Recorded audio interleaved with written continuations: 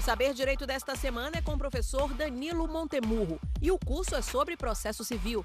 Tem dúvidas sobre o assunto? É só mandar um e-mail para saberdireito@stf.jus.br. Você pode também estudar pela internet acessando tvjustiça.jus.br. Olá, meus amigos, minhas amigas, meu nome é Danilo Montemurro, advogado e professor, e no Saber Direito dessa semana nós estamos discutindo as ações de família sob a luz do novo Código de Processo Civil.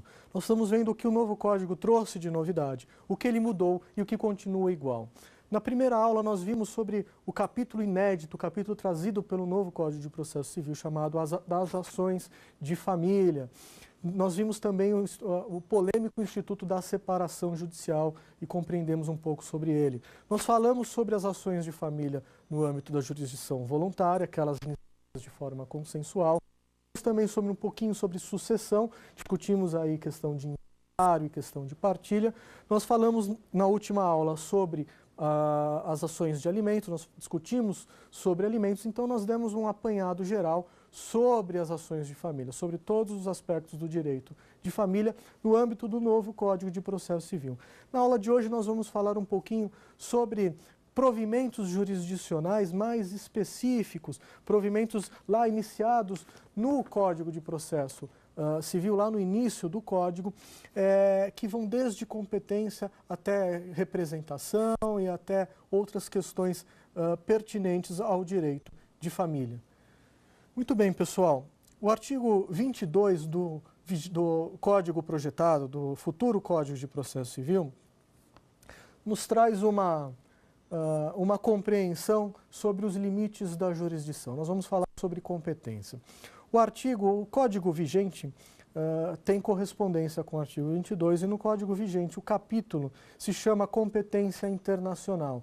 Esta terminologia, por uma questão conceitual, ela foi revista, ela foi alterada para os limites da jurisdição nacional.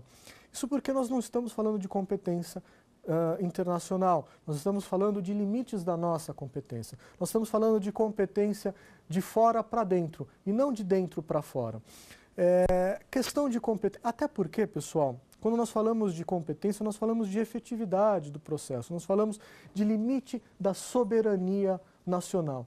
Ora, a soberania nacional tem um limite no nosso território nacional, ele não pode decidir coisas fora, ele pode decidir questões externas, como serão tratadas aqui dentro, mas ele não pode decidir como questões lá fora serão tratadas, porque invadiria aí o limite da jurisdição externa, ele invadiria aí a soberania de um outro país.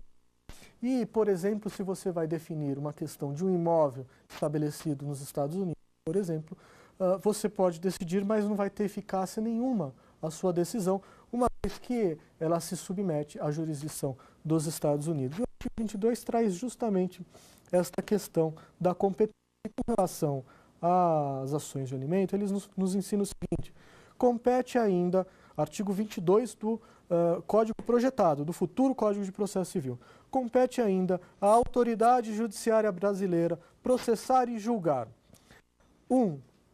As ações de alimentos, nós falamos na aula passada sobre elas.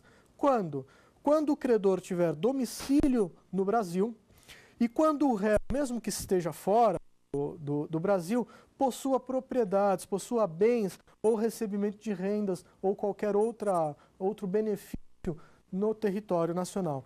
Nessa condição, a competência é da Justiça brasileira. Só que essa competência é uma competência concorrente, porque esta definição dos alimentos, a pleitear os alimentos, ela pode optar tanto numa ação proposta no Brasil quanto no estrangeiro, no exterior, porque a própria norma define sendo competência concorrente. Nós estamos falando do artigo 22, pessoal, e é um artigo inédito, é um artigo inovador, trazido aí pelo novo Código de Processo Civil, não há correspondência a esta questão dos alimentos. Muito bem, ainda sobre competência. E aí nós vamos falar, pessoal, de competência exclusiva do território nacional. A jurisdição exclusivamente a jurisdição definir alguns com relação à correspondência do atual Código, 39 do atual Código. O Código projetado, vamos falar sobre o artigo 23. O artigo 23 é o seguinte: compete à autoridade judiciária brasileira, com exclusão de qualquer outro, ou seja, a competência é exclusiva da jurisdição brasileira, conhecer de ações relativas a imóveis situados no Brasil. Ou seja, você vai discutir imóvel situado no Brasil, é competente a jurisdição brasileira. Se for decidido qualquer coisa sobre um imóvel fora daqui, vai afrontar a soberania nacional, não vai ser homologada essa decisão, ela não vai surtir nenhum efeito aqui. É a mesma coisa, o contrário do que nós falamos no artigo anterior, no artigo 22. Aí nos interessa o seguinte, o inciso 2º e o inciso 3º. O inciso 2º fala o seguinte: em matéria de sucessão hereditária, proceder à confirmação de testamento particular ou a partilha de bens de imóvel situado no Brasil, ainda que o autor da herança tenha nacionalidade estrangeira ou ainda que ele tenha morrido fora do território nacional, é competente a justiça brasileira. Ok, pessoal? Inciso 3º, divórcio, separação, dissolução de união estável, que tenha que proceder partilha de bens situados no Brasil, a mesma história. A competência é exclusiva da jurisdição brasileira. O que nos traz esse dispositivo, pessoal, é o artigo 23. Muito bem. Nós temos, e vale a pena citar, o artigo 26 do Código projetado do futuro CPC, um dispositivo relacionado à cooperação internacional.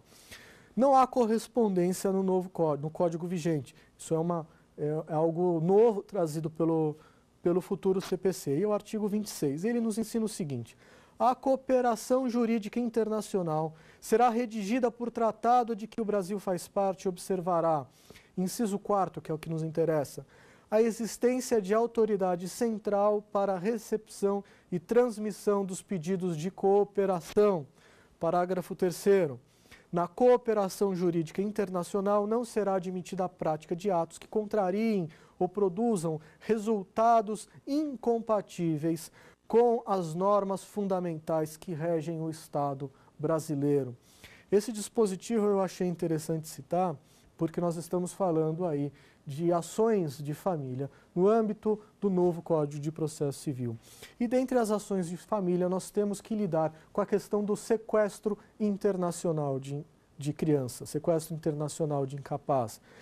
Este dispositivo, essa terminologia, em primeiro lugar, ela não diz respeito ao nosso sistema penal, ao nosso sistema criminal. Não quer dizer o sequestro igual ao sequestro que há no nosso sistema penal. É outro tipo. Sequestro internacional de incapaz, de menor, é aquele em que um dos genitores residentes num país, sem a autorização do outro, se evade para um outro país, levando os filhos consigo, sem retorno, sem retornar.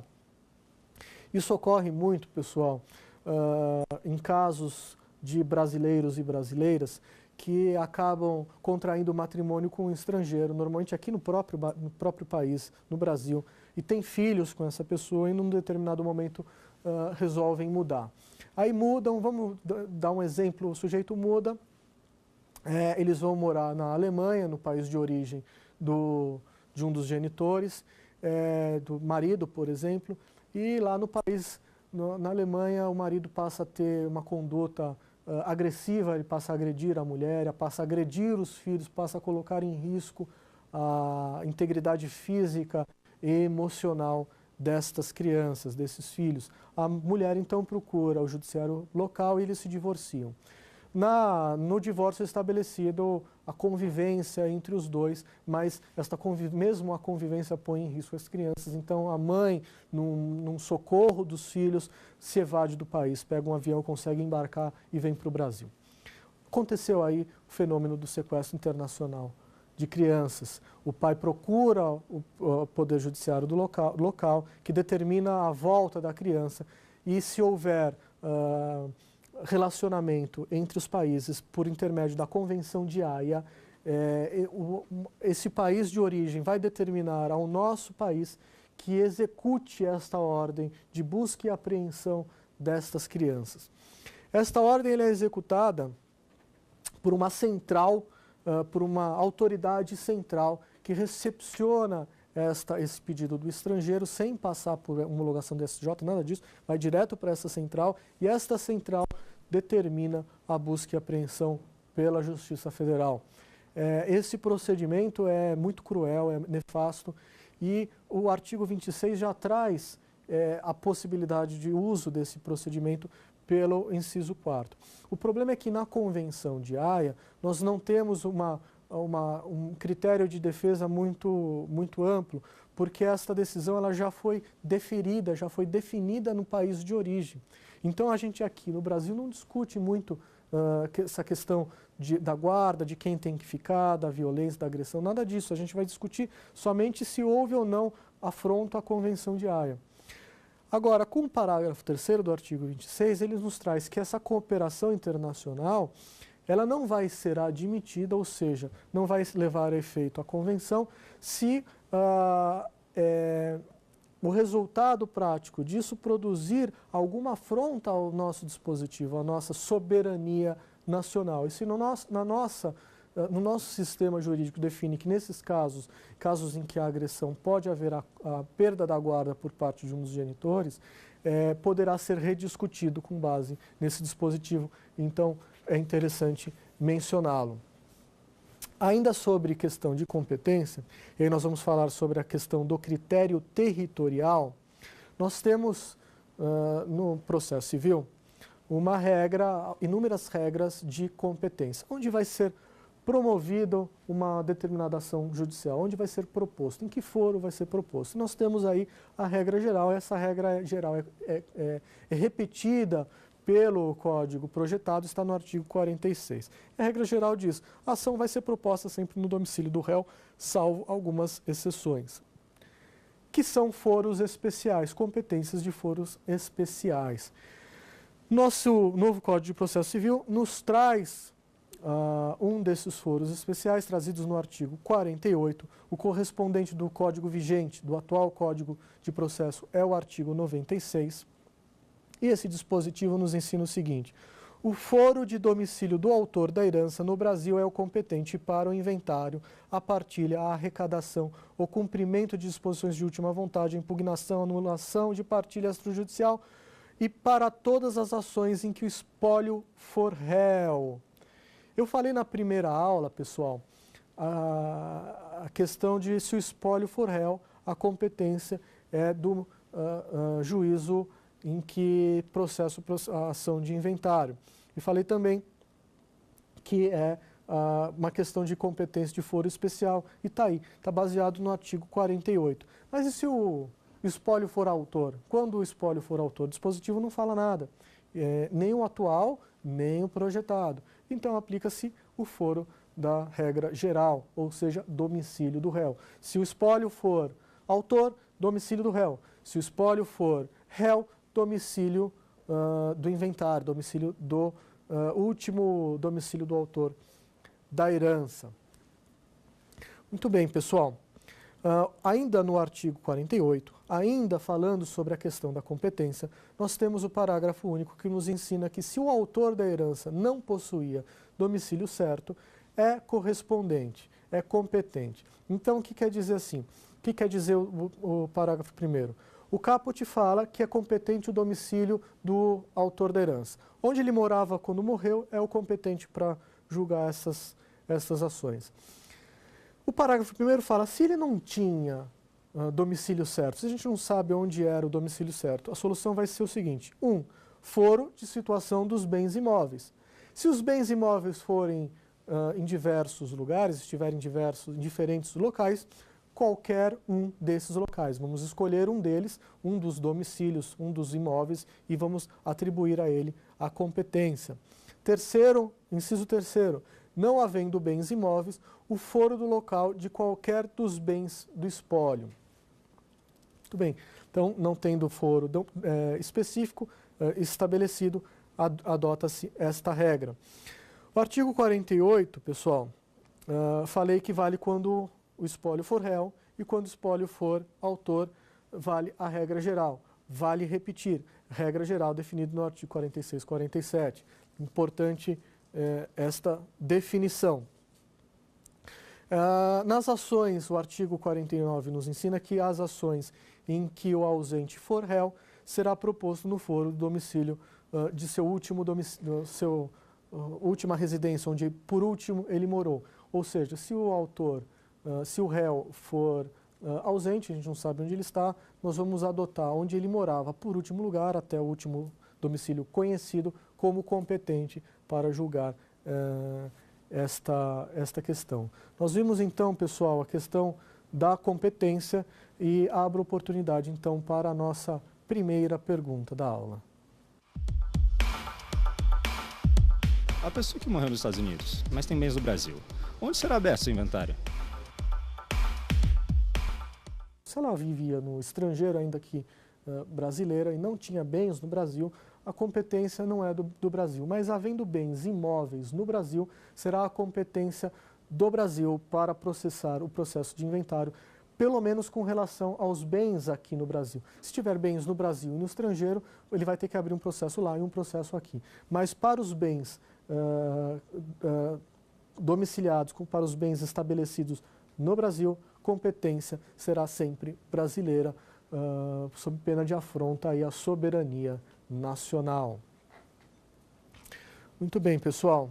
Dando prosseguimento, nós vamos continuar ainda com relação à questão da competência e vamos falar sobre o artigo 53. O 53 estabelece algumas coisas muito interessantes, muito bacanas da gente estudar.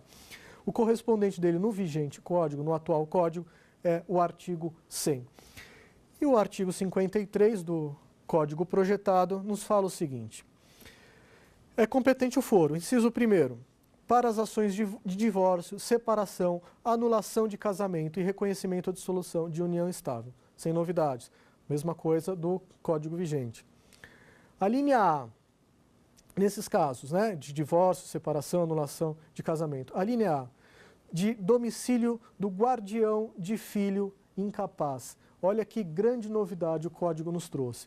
O Código vigente, pessoal, nas ações de divórcio, separação e anulação de união estável, estabelece que a competência é do domicílio da mulher. Isso nos traz uma incongruência muito grande com o atual sistema jurídico nacional, com o que nós vivemos, com a realidade atual do nosso sistema. E nós não podemos priorizar a mulher como sendo a destinatária da competência para estas ações, sob pena de afronta ao princípio da igualdade. O novo Código trouxe este conserto e trouxe esta atualização do nosso sistema atual no sistema processual. Então ele define o seguinte: para as ações de divórcio, separação, olha a separação aí de novo, anulação de casamento e reconhecimento de dissolução de união estável, será competente a domicílio do guardião de filho incapaz. Então, se as partes se separaram e ficou um deles o guardião de uma criança ou de um filho incapaz, será neste domicílio, a competência para se processar a ação de divórcio, separação e anulação de casamento. Importante essa definição. Letra B.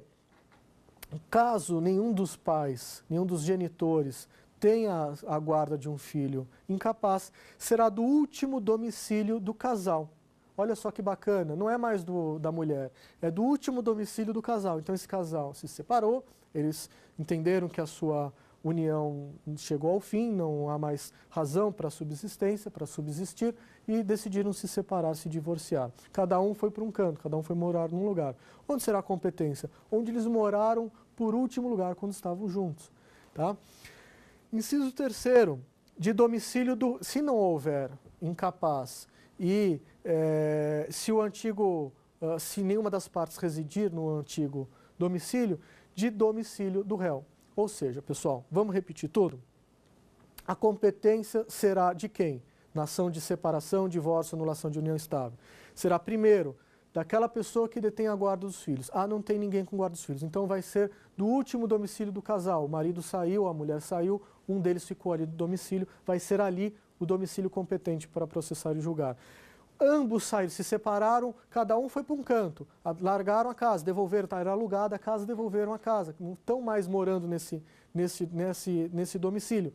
Vai ser o domicílio do réu. Quem propor a ação terá que propor a ação no domicílio da parte contrária, vindo aí a regra geral que nós estudamos há pouco tempo atrás. Muito bem, grande novidade, excelente novidade trazida pelo novo Código de Processo Civil, traz a realidade atual do nosso sistema e é muito bem-vinda essa novidade. Inciso 2º, pessoal, de domicílio ou residência do alimentando para as ações que se pedem alimentos, ou seja, por propor a ação de alimentos, será competente o domicílio de quem pede os alimentos, ok? O inciso 3º do Código, do artigo 100 do Código vigente, trata o seguinte: do domicílio do devedor para ação de anulação de títulos extraviados ou destruídos. O Código de Processo Civil não trouxe esse dispositivo, não trouxe esta regra de competência, vale regra geral para esse caso também. Inciso 3º do novo Código de Processo Civil, artigo 53. Do lugar, ou seja, é competente o lugar. A linha A, onde está a sede para a ação em que for ré pessoa jurídica. B, onde ache agência ou sucursal. C, onde exerce atividade em ação que o ré for sociedade. D, onde a obrigação deve ser satisfeita. E, é o que nos interessa. A linha E fala o seguinte: de residência do idoso para a causa que verse sobre direito previsto no respectivo estatuto, no Estatuto do Idoso. A linha E, pessoal, também é uma novidade, trazida aí no novo Código de Processo Civil, ou seja, será do lugar a competência da ação de residência do idoso para a ação que verse sobre o seu estatuto. Qualquer ação que ali está disciplinada no Estatuto do Idoso, a competência, pela regra do novo Código de Processo Civil, é da residência do idoso. Muito bem. Pessoal, falamos sobre competência, vamos falar sobre capacidade processual. O que é capacidade processual?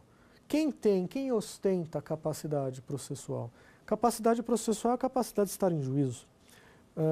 Qualquer pessoa natural e qualquer pessoa jurídica, pessoa natural somos nós, pessoas físicas, pessoa jurídica aquela estabelecida pela lei, ou pessoa sem qualquer personificação jurídica pode ter capacidade processual.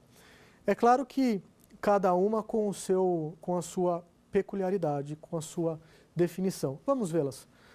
Muito bem. O artigo 8º, o artigo 70 do novo Código de Processo Civil, ele corresponde ao 8º do vigente, do atual, nos ensina o seguinte: toda pessoa que se encontre no exercício de seus direitos tem capacidade para estar em juízo. Ou seja, qualquer pessoa natural que goze da sua capacidade civil, que compreenda os efeitos dos seus atos, tem capacidade para estar em juízo. O artigo 71 nos fala: o incapaz será representado ou assistido por seus pais, ou por tutor ou curador na forma da lei. O incapaz tem capacidade processual, ele pode estar em processo. Quando você vai entrar com uma ação de alimentos, pessoal, você vai lá identificar as partes, você vai identificar a criança que está pedindo aquele alimento. É que ela é representada pelo seu pai ou pela sua mãe, ou pelo seu curador ou pelo seu tutor. A representação não quer dizer que substitui a capacidade processual. Ela está lá, ela tem essa capacidade, porém será representada em juízo, para figurar em juízo. O artigo 73, também nós temos o correspondente no artigo 10 do Código vigente, nos fala o seguinte: artigo 73 do Código projetado.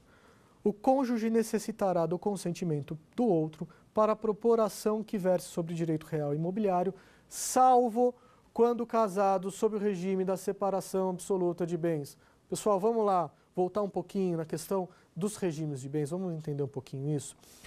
Quando uma pessoa casa, hoje, no atual sistema jurídico, a regra geral, a regra legal é a separação parcial de bens. Se ela quiser outro regime, como por exemplo o regime da separação total de bens, ou o regime da comunhão universal de bens, ou se ela for maior de 70 anos e for obrigada a casar com o regime da separação obrigatória de bens, ela vai ter que fazer isso de acordo com cada tipo de regime, com a sua especificidade. Vai adotar lá o pacto antinupcial, vai estabelecer dessa forma. O regime da separação total de bens nos ensina que o bem de cada um, o patrimônio que cada um tem em seu nome será seu e não vai ser compartilhado. Não haverá comunhão patrimonial. Outra coisa que o regime nos ensina é que a administração do patrimônio no regime da separação total de bens é exclusiva de quem o possui. Então, se eu sou casado e sou casado no regime da separação total de bens e tenho um bem em meu nome, eu administro este bem. Não haveria o porquê ser diferente no processo civil. Então, no processo civil, se o cônjuge for demandar judicialmente algum direito sobre um bem imóvel, ele precisa do consentimento do outro. Então, se ele vai entrar com uma ação reivindicativa, qualquer processo que reivindique a sua propriedade imobiliária, ele vai precisar do consentimento do outro, salvo no regime da separação total de bens. Esse ele não necessita de consentimento da parte. Do cônjuge, do seu companheiro, do cônjuge ou do seu companheiro. O parágrafo 1º fala o seguinte: ambos os cônjuges serão necessariamente citados para a ação. Nós falamos que no caput que o cônjuge ele é obrigado a ter o consentimento do outro para demandar relativamente a bens imóveis, salvo na separação total. Mas para ser demandado, a mesma coisa. Para ser demandado, ambos precisam ser citados da ação. No parágrafo 1º, nós temos algumas especificidades relativo a isso. O inciso 1º fala o seguinte: que verse sobre direito real imobiliário, salvo quando casados no regime da separação absoluta de bens. É o contrário, é o oposto do que nós falamos ali no caput. Então, se eu vou demandar alguém, eu preciso do consentimento do meu cônjuge, salvo na separação total de bens, para ser demandado a mesma coisa. Inciso 2º fala o seguinte: resultante de fato que diga respeito a ambos os cônjuges ou de ato praticado por eles. Evidente, se nós estamos falando de algo que ambos os cônjuges têm participação, fazem parte, ambos serão partes no processo. Um detalhe, pessoal, é que quando nós falamos do caput, do parágrafo 1º, nós estamos falando de litisconsórcio necessário. É obrigatório. Quando o cônjuge é obrigado a participar, é litisconsórcio obrigatório, necessário. Tem que estar lá. Muito bem. Inciso 3º, fundado em dívida contraída por um dos cônjuges a bem da família. Se eu sou separado, mesmo que eu seja separado, seja casado no regime da separação total de bens, e eu contrair uma dívida comum ao casal, ambos respondem. Ok, pessoal? Parágrafo 2º fala que nas ações possessórias a participação do cônjuge, do autor ou do réu somente é indispensável nas hipóteses de composse ou de ato praticado por ambos. Aí nós estamos falando de um litisconsórcio facultativo.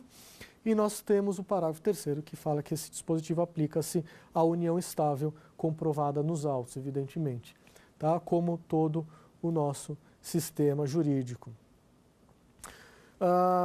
Ainda sobre esta questão, o artigo 75, correspondente ao artigo 12, nós temos a questão da representação. Eu falei para você que o menor tem capacidade para estar em juízo, mas ele deve estar representado por alguém que tenha capacidade civil. Ele pode ser parte num processo, mas tem que ser representado por alguém que seja parte num processo. O artigo que trata isso é o artigo 75. E o artigo 75 nos ensina: serão representados em juízo ativa e passivamente. Os incisos, só vou falar os incisos que nos interessam para a aula, pessoal. Inciso 6º, a herança jacente ou vacante por seu curador.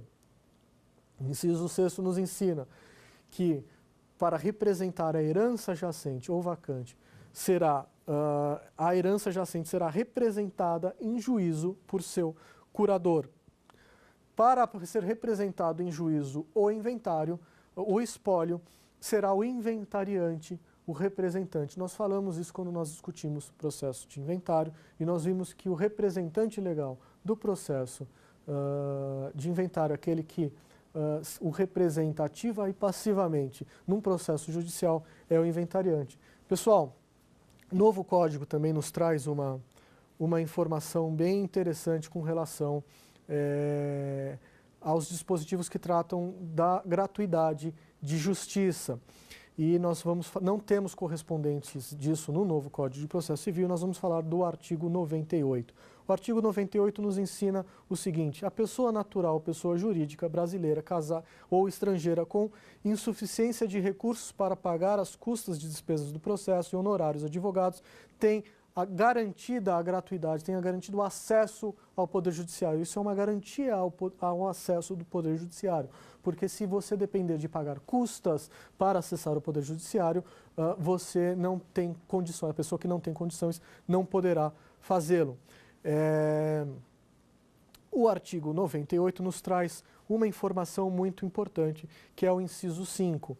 Está incluído nesta justiça gratuita a execução, a elaboração de exame de DNA em caso de investigação de paternidade. Isso já era uma realidade, já era algo trazido pelo artigo 3º da Lei 1060, que é a Lei de Assistência do Judiciário, artigo 3º, inciso 5º.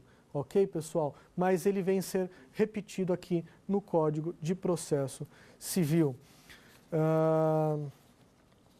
Muito bem, pessoal.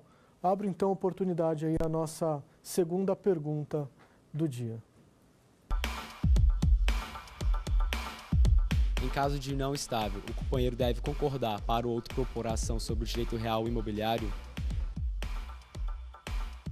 Nós falamos sobre a questão da participação do cônjuge na questão da participação processual como parte no processo, como litisconsórcio ativo ou passivo necessário nas hipóteses em que houver estas discussões de patrimônio de bens imobiliários. Então, nessa discussão, nesta situação, o cônjuge sim deve estar representado, deve participar do processo, deve se fazer ser parte, desde que o casamento não tenha sido celebrado no regime da separação total de bens. Ok, pessoal? Muito bem. Dando continuidade, nós vamos trazer aí um aspecto inovador do Código de Processo Civil. Ele é inovador porque ele deixa bem claro esta questão. Ele já vem sendo trabalhada no atual Código de Processo Civil, a questão da conciliação e da mediação. Porém, no novo Código, ele é tratado de uma forma singular, de uma forma diferente. Ele é tratado como um princípio geral do processo. A possibilidade da solução amigável do processo vem sendo trabalhada no novo Código de Processo Civil com muita intensidade. Nós vamos falar sobre o artigo 165 do novo Código de Processo Civil, um artigo novo que não existe no atual. Ele nos define o uso, o mecanismo pelo Poder Judiciário do mediador e do conciliador, da mediação e da conciliação. Ele vai definir que o processo judicial se submete à mediação e à conciliação. E ele vai nos trazer aqui dois aspectos muito interessantes, que é o uso da mediação ou o uso da conciliação. Quando que a gente usa num processo judicial a mediação ou quando nós vamos usar a conciliação? E qual a diferença entre eles? Bom, a mediação e a conciliação, eles visam o mesmo objetivo, solucionar amigavelmente aquele litígio, aquele processo. Mas a conciliação, ela tem como objetivo principal e final a conciliação. O conciliador, e o objetivo dele é tornar aquela disputa judicial num acordo judicial e numa solução para aquele litígio de forma consensual. Já a mediação, o mediador, ele tem o objetivo principal mediar a conversa entre as partes. Ele vai definir como as partes vão entabular o seu acordo e ele vai se esforçar para levar a harmonia nesta conversa, mesmo que o final não leve ao consenso, não leve à solução amigável para o litígio. O importante é que houve aí a intermediação desta conversa e ela se valeu de forma harmônica. A possibilidade, evidentemente, de que isso acabe amigavelmente, de que um processo acabe amigavelmente, é infinitamente maior com o auxílio de um mediador, com o auxílio de uma pessoa que está ali mediando essa conversa e auxiliando as partes a negociarem, do que se elas simplesmente conversarem entre si. Não vai surtir efeito, até porque o processo já está tramitando. As partes já não se compuseram amigavelmente antes do propositor da ação, não vão se compor depois. Então, a mediação, o mediador é muito importante para isso.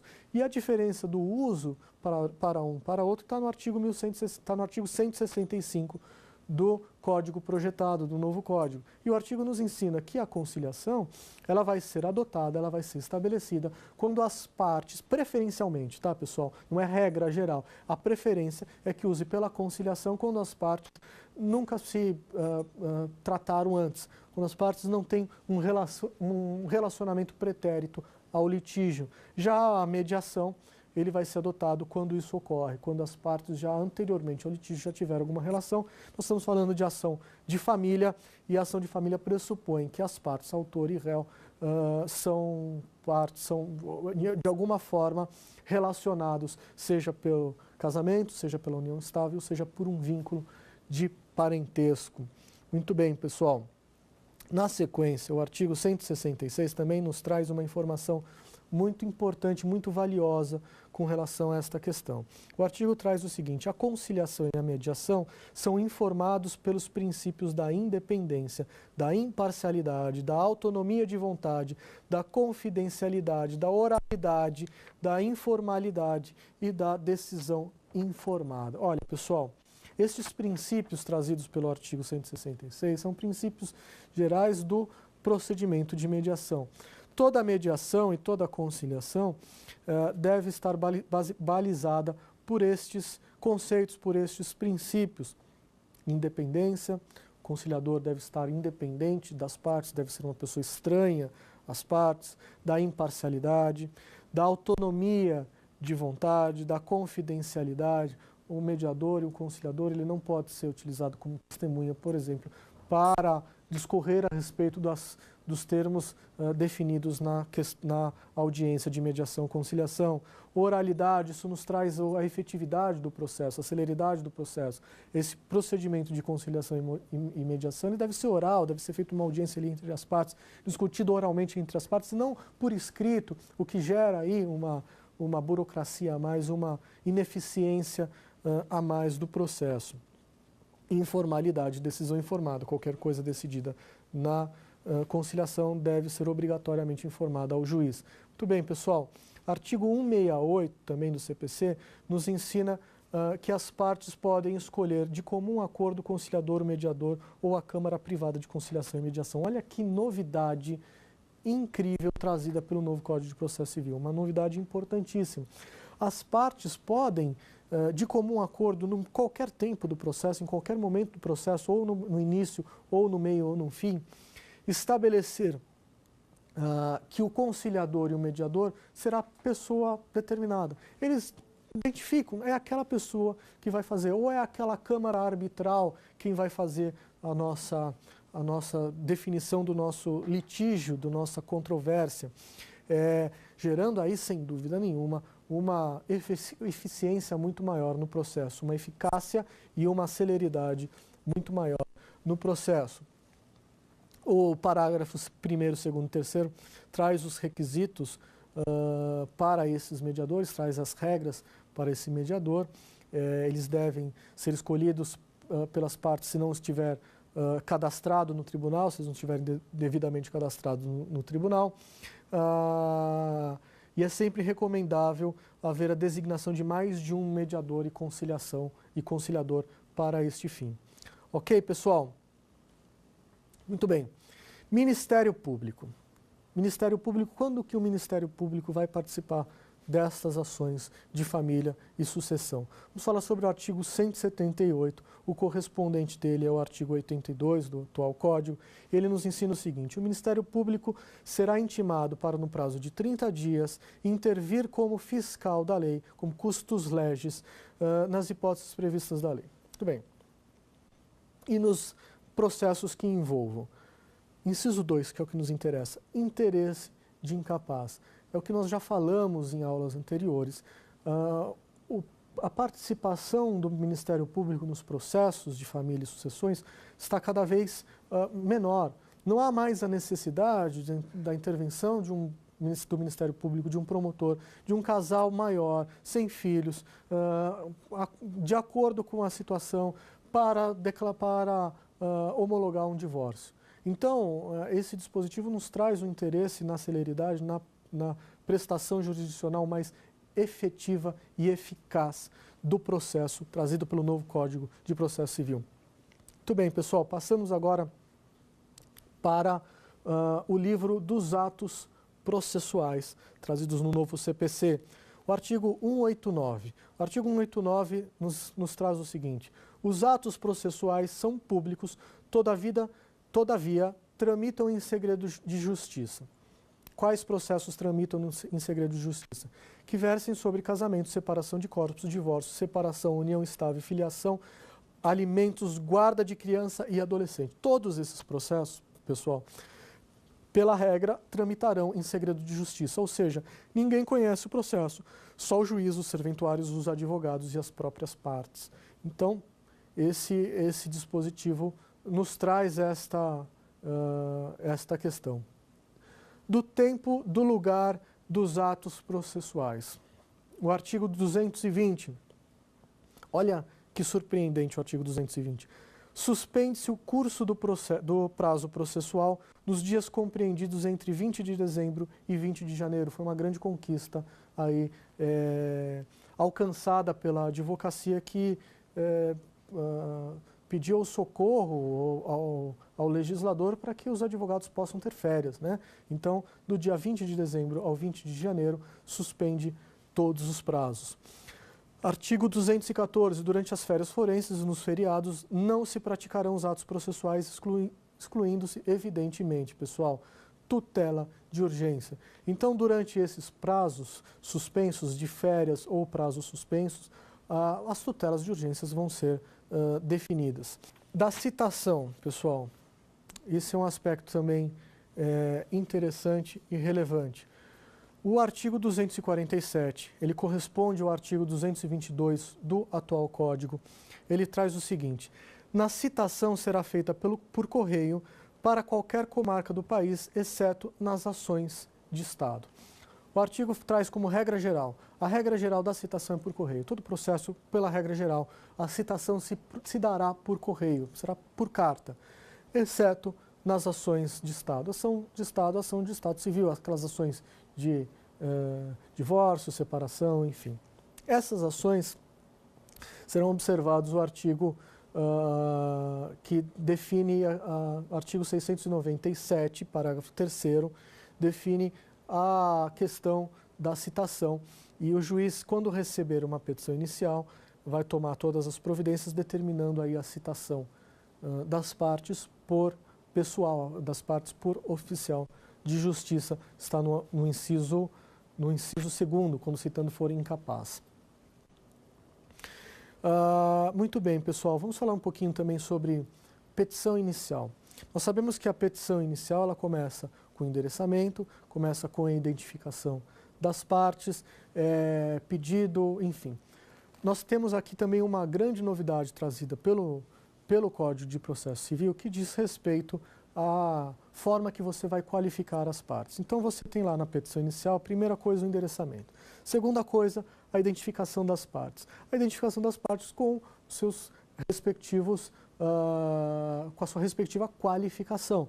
Então, você vai citar o nome completo da pessoa, o nome e o sobrenome dessa pessoa, você vai citar a profissão dessa pessoa, você vai identificar o estado civil, a nacionalidade dessa pessoa e uma novidade, se ela vive ou não em união estável. Olha só, pessoal, isso é uma novidade, é um aspecto importante trazido pelo novo Código de Processo Civil, que é a identificação da união estável. Você tem que identificar o estado civil e união estável, porque união estável não é estado civil, não gera, a união estável não gera estado civil. Aliás, tem muita gente que sequer sabe que está vivendo em união estável. Tem muita gente que vive em união estável e acha que é um mero namoro, mas não é uma união estável. Mas se você souber que você vive em união estável e você vai demandar alguém no Poder Judiciário, você deve mencionar isso em qualquer ação, não é só em ação de família não, viu pessoal? Qualquer tipo de processo, você deve mencionar na petição inicial, além desses requisitos que eu trouxe, você deve identificar a existência da união estável. Então, a pessoa ela é separada judicialmente, ela é separada de fato, ela é divorciada, ela é solteira e vive em união estável. Ela vai identificar o seu estado civil e se vive ou não em união estável. Certo, pessoal? Nós falamos também do tempo, do lugar e dos atos, e o artigo 215 nos traz também, nos remete também a uma novidade trazida pelo Código de Processo Civil, que é o processamento do Código durante a suspensão, durante as férias e suspensão processuais. Os procedimentos de jurisdição voluntária, pessoal, e os necessários à conservação de direitos, ou aqueles que podem haver algum prejuízo em caso de postergar o atendimento, serão atendidos. As ações de alimentos e os processos de nomeação ou remoção do tutor também serão atendidos.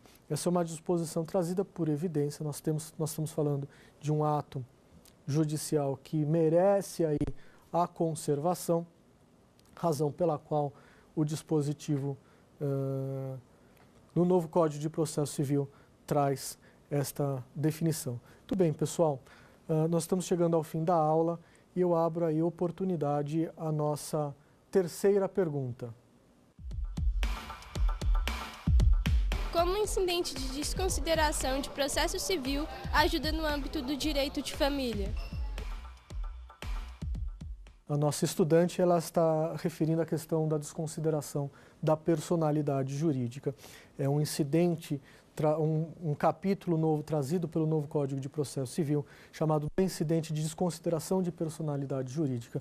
E é um procedimento, é um provimento jurisdicional já existente. É um provimento jurisdicional que nós já nos valemos dele, nós já podemos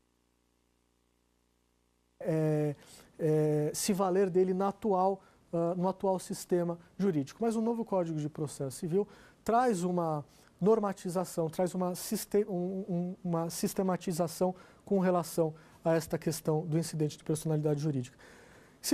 A desconsideração de personalidade jurídica é aquele movimento judicial na qual aquela empresa ela tem uma dívida judicial e ela não tem patrimônios em nome da empresa. A empresa está zerada, não tem nada em nome dela. Compensação em nome dos sócios, tem bens, todo o patrimônio está em nome dos sócios, tem imóveis, tem automóveis, tem ações, tem dinheiro, tem tudo, está tudo no nome dos sócios dessa empresa.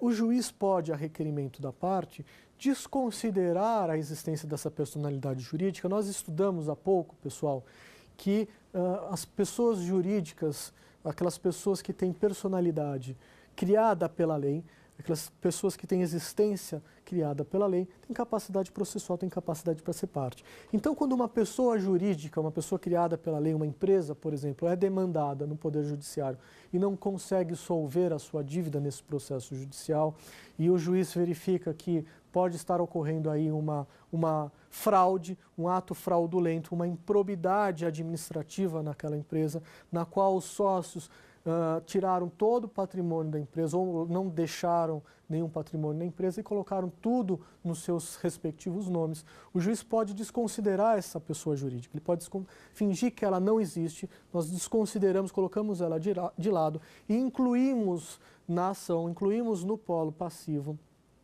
Nós estamos falando especialmente de processos já em fase de execução, nós incluímos no polo passivo os sócios dessa empresa e executamos os bens do sócio dessa empresa. O incidente da desconsideração da personalidade jurídica, ele nos traz uma importante revelação e uma importante normatização no âmbito do direito de família, no parágrafo 2º. Eu vou ler o artigo desde o início. O artigo é o artigo 133 do Código projetado. E ele fala o seguinte: o incidente de desconsideração da personalidade jurídica, que eu acabei de falar, será instaurado a pedido da parte ou Ministério Público quando lhe couber intervir no processo. Então, precisa instaurar esse procedimento, a parte vai requerer.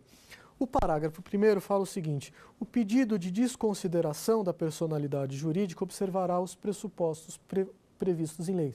A lei já define os requisitos para se pedir este instituto, mas até agora não entendi.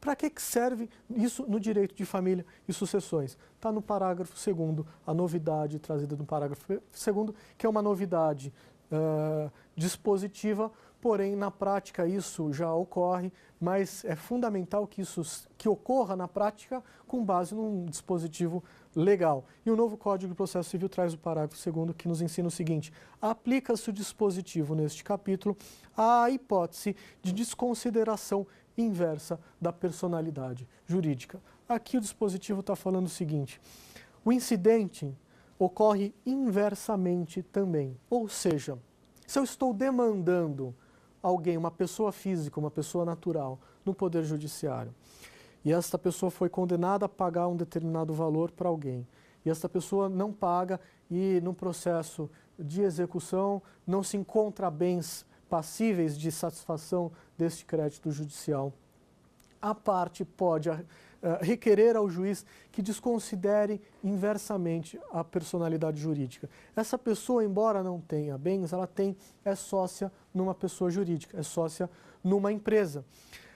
Sendo sócia numa empresa, essa empresa tem patrimônio. Essa desconsideração pode atingir o patrimônio da pessoa jurídica na qual essa pessoa é sócia. E por que é importante para a gente esse dispositivo? É importante por uma razão muito simples. É muito comum, pessoal, em casos principalmente de casamento, um dos cônjuges dilapidar patrimônio comum do casal, esconder patrimônio comum do casal numa pessoa jurídica. Isso é um estratagema absolutamente corriqueiro no Poder Judiciário. Aqui ele esconde o processo judicial. Então, num processo de divórcio,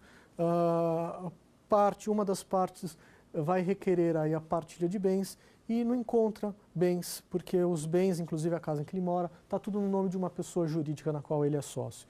Isso há nitidamente um esforço de fraude, um esforço de uma improbidade na tentativa de prejudicar o outro cônjuge. E o parágrafo 2º do artigo 133 traz uma solução muito viável para esse tipo de caso, que é a desconsideração da personalidade jurídica inversa, possibilidade de atingir patrimônio da empresa. É isso aí, pessoal. Muito obrigado. Agradeço a atenção de todos. Obrigado. Tem dúvida sobre o assunto? É só mandar um e-mail para saberdireito@stf.jus.br. Você pode também estudar pela internet acessando tvjustiça.jus.br.